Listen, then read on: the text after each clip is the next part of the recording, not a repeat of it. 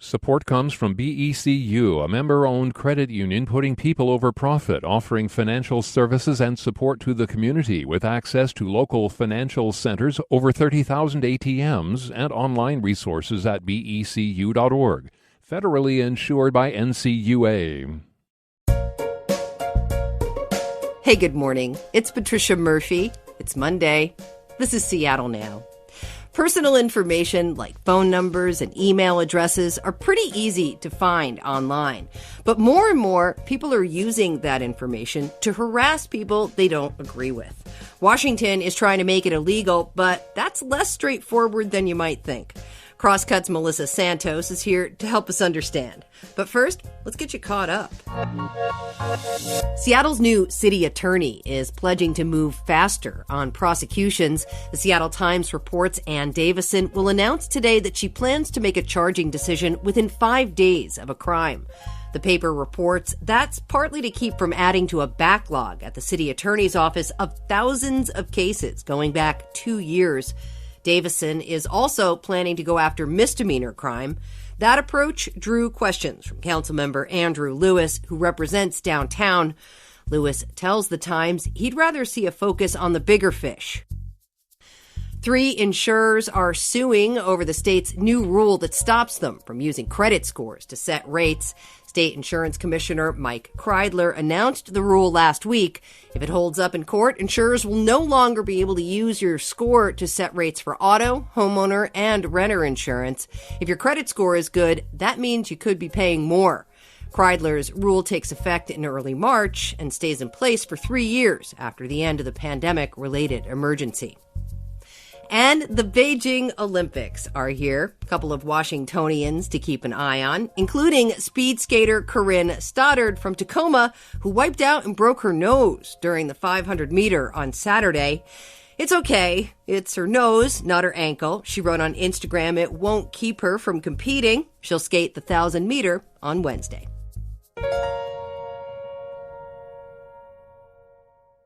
At the height of the racial justice protests in 2020, a group marched to then-Mayor Jenny Durkan's house. They wanted to voice support for defunding the Seattle Police Department. But in the process, they also made her address public. We have had so many death threats, actual death threats of people wanting to harm me and my family. There's a person right now who may be charged for wanting to murder just my partner. I always had the comfort of knowing that even with a death threat, people couldn't find where we live. Knowing that you have those threats out there and they know where you live was significant. The thing about information in the internet age is that once it gets out there, you can't take it back. People started showing up at the mayor's house and vandalizing it. The graffiti included homophobic and misogynistic slurs and sometimes graphic threats.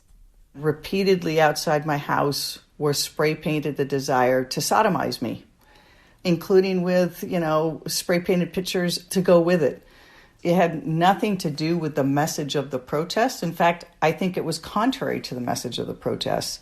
But to live in a home that happens time and time again has an impact on the family that has to come and go and live there.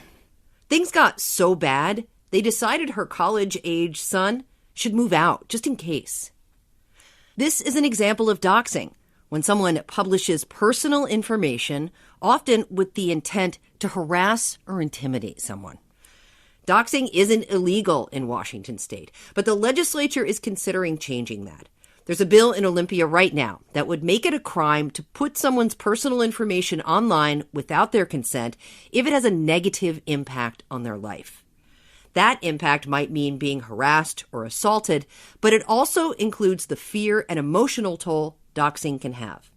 Crosscut reporter Melissa Santos says the bill as it stands is pretty broad. They're trying to target, real harm that is done to people. Doing that, though, I think can be tricky because do you have to wait for the harm to occur? Do you have to wait for someone to, actually vandalize someone's house? That's a crime on its own. Should you just go after that? That's kind of where it becomes a little sticky, I think. How do you punish just the sharing of the information, which often this is information that is publicly available already, versus, crimes that may come from that, or, fear of harassment that may come from that. So, right. Not easy. So doxing can show up in a lot of different ways. How did state lawmakers define doxing for the purposes of this bill? So this bill that was introduced a couple weeks ago really defines doxing kind of broadly. It says posting anyone's personal information without their consent, but personal information is, in this bill, as much as just someone's name potentially, not necessarily their social security number or something like that. So that's a bit of a broad definition potentially. Putting anything online, personal info that people don't want online that could hinder their life somehow, alter their personal routine. Maybe they have to take a different route to work because they're trying to avoid harassment. But it also could be just they don't go on social media as much because they're receiving online harassment, or they deleted an email account or a social media account. So I think there's some debate about, what level of disruption is punishable or should be punishable. Well, it can't be overstated how easy it is to find information out about people on the internet. I wonder, why are we doing this now? Because we mentioned that Ijeoma Oluo and other public figures, especially people of color, have been doxxed in the past. What changed? Honestly, I do think that when politicians are touched by something, it often appears in legislation. So, in this particular case, the bill sponsor told me that the mayor of Lake Stevens, Washington, came to him with concerns and was interested in seeing legislation drafted to try and address this, because there was someone who blogged information about one of his children, and I think that there was someone encouraging people to call his son-in-law's work and try and, create issues for him there. People listen to other people who are like them, and politicians, listen to other politicians. So I think that's part of it. There's been really high-profile cases, too, especially with the protests in Seattle in 2020, where the mayor of Seattle, Jenny Durkan, had people coming to her house, and also to Deborah Juarez's house, the now Seattle City Council president. And this made, the New York Times. These are things that just questions that have been coming up, like what level is appropriate? If all of our lives are on the internet now to some extent, or accessible on the internet, where's that line between, public protest and, going into people's personal life? And I think those high-profile cases have kind of brought that to the forefront. But we've also seen, I think there's been really good points made by the Anti-Defamation League that apparently they've seen a rise in this against just average people, like you said, sort of people who are members of marginalized groups, just seeing it more and more. And I think part of it is just because we're all online so much now, and there's just so many different venues for posting information online about other people that didn't exist 20, 30 years ago. So people are getting attacked for their political views who aren't politicians. So that's, I think, made multiple groups want to come together and say we need to, protect people who are members of marginalized groups who are being subjected to hate speech and harassment now because of doxing. And also these politicians have seen how it can be emotionally trying to have to go through this themselves. That's a really great point, Melissa. And, it seems like, especially with something like this, with information being so easily available, that this kind of harassment and potential for abuse of this information is moving at the speed of light.